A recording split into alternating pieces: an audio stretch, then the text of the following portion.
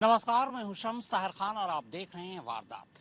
UP में एक encounter होता है। रात के अंधेरे में पुलिस गोली चलाती है। निशाना इतना सटीक कि घुप अंधेरे में भी गोली सीधे पैर में लगती है।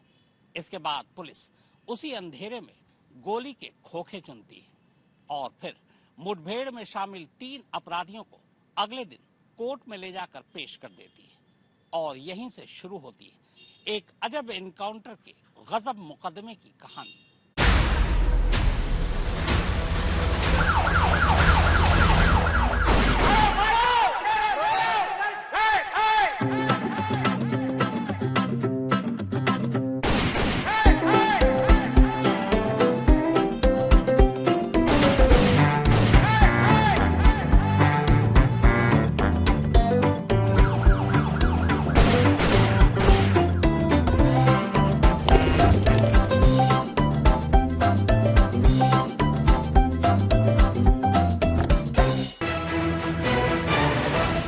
26 जुलाई से पेरिस में ओलंपिक शुरू होने जा रहा है।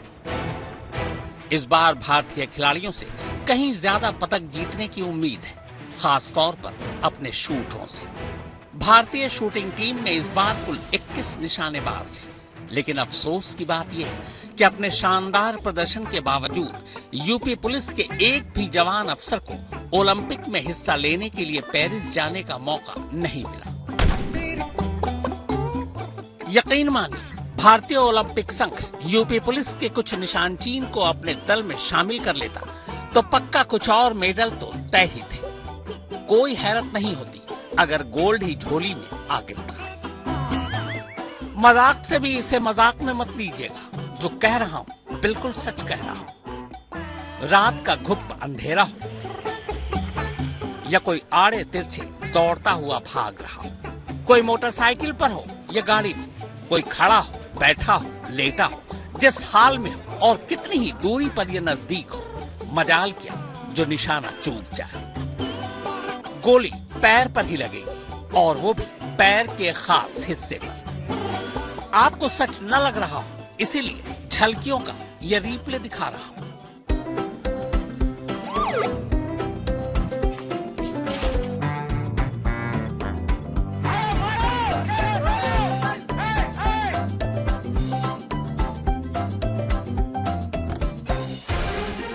चलिए अब आपको सीधे अमरोहा लिए चलते हैं। यह अमरोहा के हसनपुर थाने के इंस्पेक्टर साहब हैं। नाम दीप कुमार पंत है। यह अभी ताजा हुए एक एनकाउंटर की कहानी सुना रहे।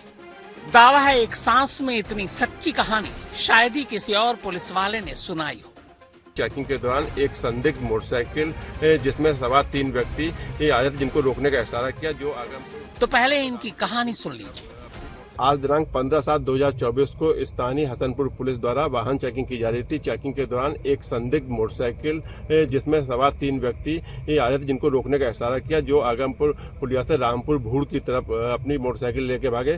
पुलिस द्वारा उनके पीछा किया गया। रामपुर भूड़ के पास खाली बड़े प्लॉट पर उनके द्वारा पुलिस पे फायरिंग की गई। पुलिस द्वारा आत्मरक्षा जवाबी फायर करने पर एक व्यक्ति के गोली लगी। शेष 2 साथी फरार हो गए। नजदीक जाके देखा तो घायल व्यक्ति मनोज सैनी पुत्र बाबू सैनी था, जिसके पास से एक जो विभिन्न आपराधिक गतिविधियों में लिप्त था। थाना हसनपुर से जिसपे गैंगस्टर, लूट और चोरी के 4 मुकदमे व थाना नौगांव सदर से उसके ऊपर 3 मुकदमे विभिन्न अभियोग में पंजीकृत हैं। उसके द्वारा कुछ दिन पूर्व चुराई गई एक मोटरसाइकिल व मोबाइल फोन भी बरामद हुआ है। उस तलाशी के दौरान एक कट्टा, 315 बोर, एक जिंदा कारतूस और 2 खोखे राउंड भी मिले हैं, जिसको स्थानीय CSC पे उपचार हेतु रवाना किया गया है और अन्य विधिक कार्रवाई कराई जा रही है। क्या मजाल जो इंस्पेक्टर साहब बीच में कहीं कॉमा या फुल स्टॉप लगा देते। पूरे 1 मिनट 9 सेकंड तक एक ही सांस में सब कुछ बयान कर दिया। इनकी कहानी में 3 किरदार थे। मोटरसाइकिल पर बैठे वही 3 लड़के, 3 संदिग्ध लड़के, जिन्होंने पुलिस के रोकने पर पुलिस पर गोली चला दी और फिर जवाबी फायरिंग में 3 में से एक अपने पैर पर गोली खा बैठा। पैर में गोली खाने वाला ये वही मनोज सैनी है, जबकि उसके पीछे मोटरसाइकिल पर जो 2 और संदिग्ध लड़के बैठे थे, ये वही दोनों हैं। इनमें से एक का नाम रोहित है और दूसरे का अमित। अब इंस्पेक्टर साहब के एनकाउंटर की कहानी को आगे बढ़ाऊं, उससे पहले ये जरूरी होगा कि रोहित और अमित भी अपनी कहानी सुना दें। साथ ही जिस मनोज को गोली लगी है उसका भाई भी उसकी तरफ से उसकी कहानी बताए। तो जल्दी जल्दी इन तीनों की कहानी सुन लेते हैं। तो 4000 में फोन खरीदा था। रात को आती है पुलिस 2 बजे करीबन, घर पे दबिश डालती है, लेकर जाती है मुझे। मैंने बोला भी यार, मैंने सर ऐसे ऐसे मैंने तो पैसों का खरीदा है, फिर भी मुझे जबरदस्ती ले गए यार। मुझे बाग में ले जाकर मेरे साथ मतलब फोन वोन रखकर जेब में, और मेरी से वीडियो बनवाई, बोले कि यहाँ से फोन उठा रहा है, ऐसे दिखा। मैंने मना भी करा, फिर भी मुझे ले गए बागों में और मेरा चालान करा। बस यही बात थी सर। मैं तो अच्छा ठेला लगाता हूँ। एनकाउंटर हुआ था मनोज का, पुलिस ने उसकी टांग में गोली मारी थी, कहाँ से उसे गिरफ्तार किया था? वो सर मुझे नहीं पता। मैं तो अपना ठेला लगाता हूँ, दुकान पे रहता हूँ। मुझे पता होता तो मैं बताऊं भी कि हाँ वहाँ पकड़ा। मैं कहाँ से गिरफ्तार किया? मुझे मेरे घर से उठाया था रात को 2 बजे सोते हुए को। सर मैं मतलब कि आए घर पे, मतलब कि मैं दावत खा के आया था, वैसे 12 बजे करीब घर पे आ गया था दावत खा के। तो घर पे आते हैं, फिर वो ऐसे 1-1:30 बजे करीब आते हैं घर पे, और फिर गेट खटखटा लगे, गेट पीटे बतेरे आते हैं, लेट मतलब कि उठाते हैं मुझे, नोट उठ क्या कर रहा है? बोला सर कुछ नहीं, लेटा हूँ और क्या कर रहा हूँ। तो वो कह रहे तेरा नाम अनिल है? बोला हाँ सर मेरा नाम अनिल है। दो उठा गए, मतलब कि मुझसे कह रहे चल मेरे साथ चल। बोला सर क्या हुआ ये तो बताओ, मैंने क्या करा? तो मेरे साथ चल कोतवाली को। फिर कहाँ ले गए तुम्हें? सर मुझे ले गए, फिर सीधे यहाँ से उठा के मारते हुए गोली वहाँ को, कोतवाली को। एक कमरे में बिठाया उन्होंने, ले जाके यहाँ से पहले। तो वहाँ पूछ रहे थे, तो मैंने बता दिया सर ऐसे ऐसे, मतलब कि मेरा कोई दोस्त नहीं है, मुझे तो झूठा फंसाया जा रहा है। लेकिन पुलिस तो तुम्हें दिखा रही है कि तुम बाइक पे सवार थे मनोज के साथ। सर मैं नहीं था, चाहे दोबारा देख सकते कोई भी, मैं नहीं था मनोज के साथ। मुझे तो घर से 2 बजे उठाया, 1-1:30 बजे उठाया मुझे घर से। मैं तो क्या हुआ था उस दिन? भाई घर पर था और अचानक से ही मतलब पुलिस आई, उठा के ले गई उसे। हमने सब में देखा, घर पे भी देखा, हर कहीं देखा, तो मिला नहीं वहां में बिल्कुल भी। फिर उसके बाद क्या हुआ? फिर मम्मी गई देखने, रात को ढूंढा हमने, रात भर नहीं मिला। फिर भाई ने देखा, छोटे वाले ने, नहीं मिला। आप लोग पुलिस के पास पहुंचे? नहीं, पुलिस के पास नहीं पहुंचे। हम बोले कहीं होगा, रिश्तेदारी में होगा, लेकिन नहीं मिला बिल्कुल भी। फिर कैसे पता चला, कब पता चला? सुबह को पता चला, सुबह को जब वीडियो देखी हमने उसकी पब्लिक ऐप पे, ये मैटर। क्या हुआ फिर? फिर कुछ नहीं हुआ। फिर हमने देखा गोली लग गई है। जब हमने पूछा गोली क्यों मारी है, तो बोले जिला भर चल रहा है। तो इंस्पेक्टर साहब के बाद उनकी कहानी के इन 3 किरदारों की बात भी आपने सुन ली।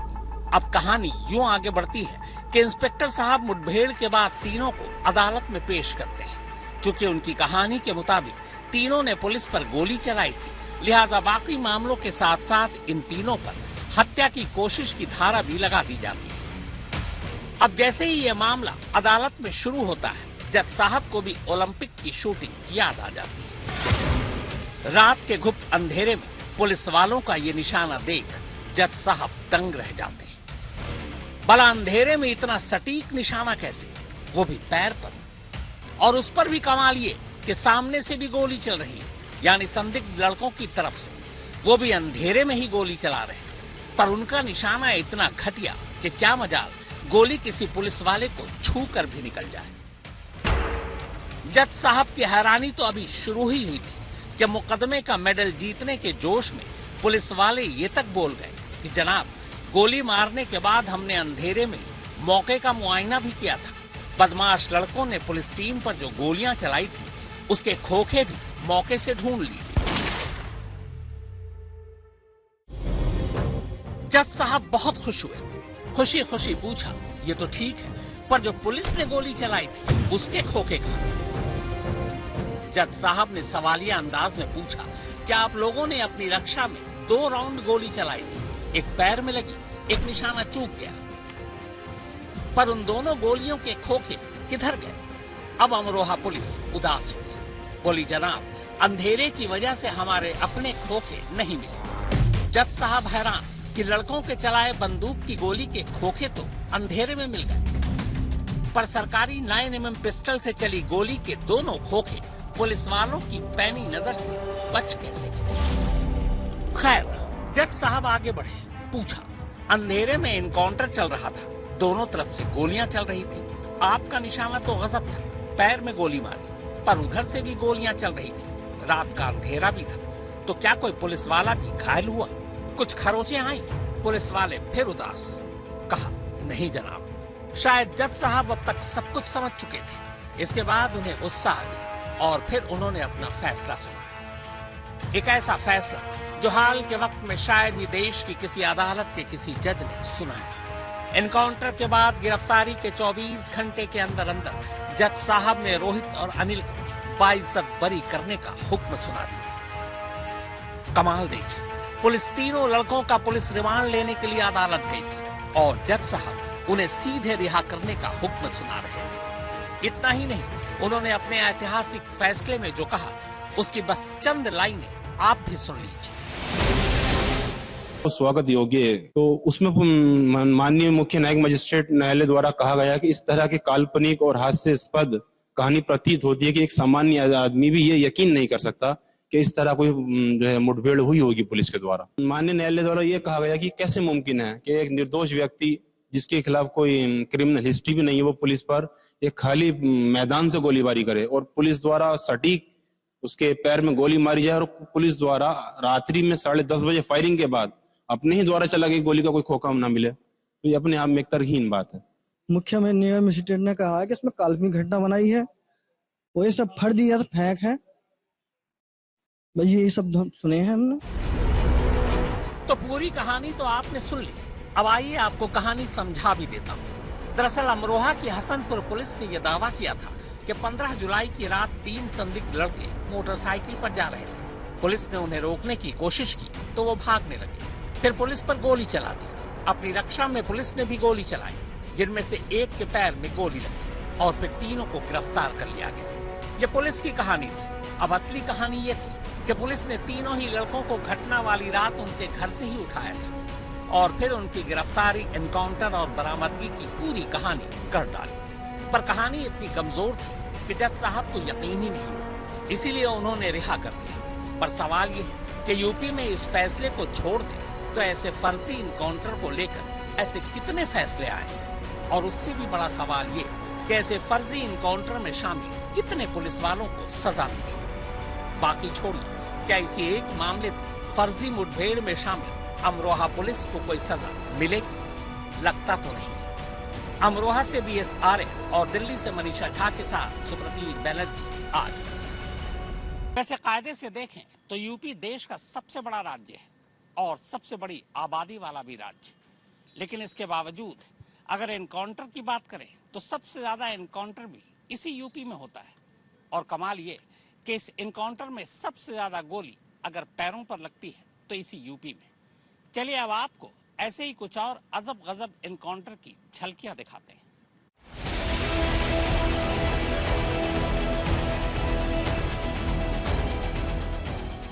वैसे ऐसा भी नहीं है कि एनकाउंटर या फर्जी एनकाउंटर में पुलिस वाले जख्मी नहीं होते।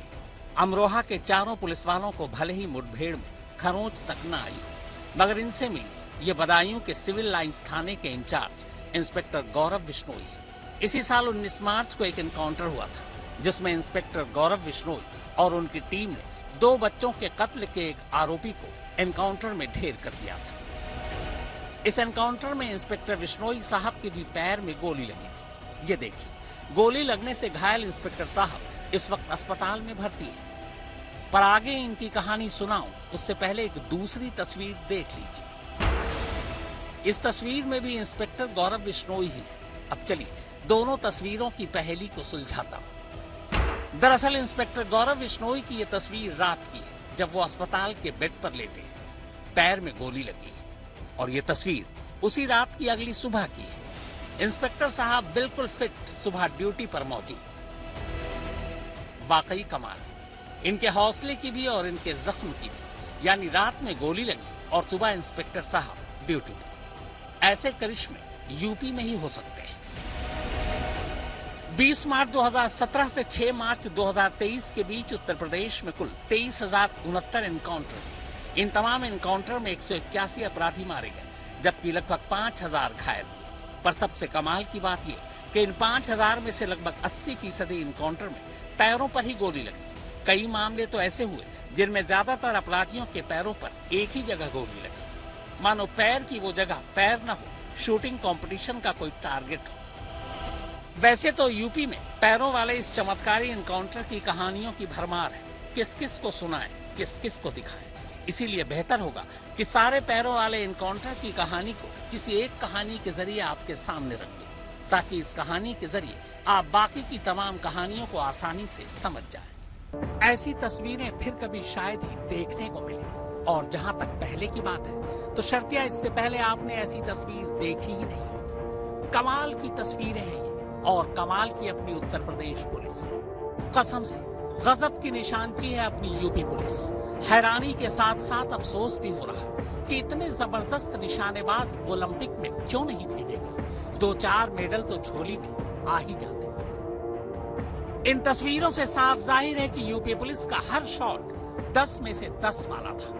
क्या मजाल जो एक भी गोली या एक भी निशाना रत्ती भर भी दाएं बाएं हो जाए। अब आते हैं कहानी पर। कहानी गाजियाबाद की है, 11 नवंबर 2021 की। गाजियाबाद के लोनी बॉर्डर पुलिस स्टेशन को सुबह सुबह खबर मिलती है कि इलाके के एक गोदाम में अवैध तरीके से पशुओं को काटा जा रहा है। इसी खबर पर लोनी बॉर्डर पुलिस स्टेशन की पुलिस, जिनमें 6 से 7 लोग थे, तय जगह पर पहुंच जाती है। पुलिस का कहना था कि उन्हें देखते ही एक गोदाम के अंदर से एक साथ कई लोग गोलियां चला देते हैं, पर फिर भी एक भी पुलिस वाले को गोली नहीं लगती। हाँ, पुलिस की गाड़ी में एक गोली जरूर लगती है। पुलिस की कहानी के मुताबिक बदमाशों ने पुलिस पर 7 राउंड फायर किया था।